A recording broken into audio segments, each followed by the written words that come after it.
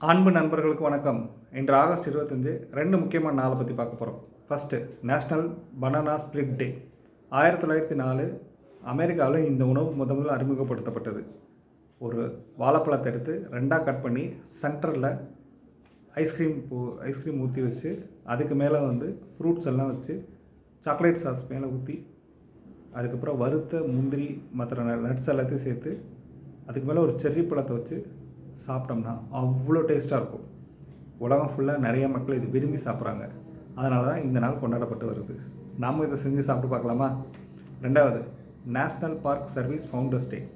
1916 வருஷம் அமெரிக்காவில் park setup வரணும் அப்படின்றதுக்காக இந்த நாள் அறிமுகப்படுத்தப்பட்டது. வருடந்தோறும் இதை கொண்டாடிட்டு வர்றாங்க. குறிப்பாக இன்றைக்கி எல்லா நாடுகள்லேயும் பார்க் இருக்குது அப்படின்னா அதுக்கு ஒரு முன்னோடின்னு இதை சொல்லலாம். இயற்கை வளங்களை பாதுகாக்கணும்.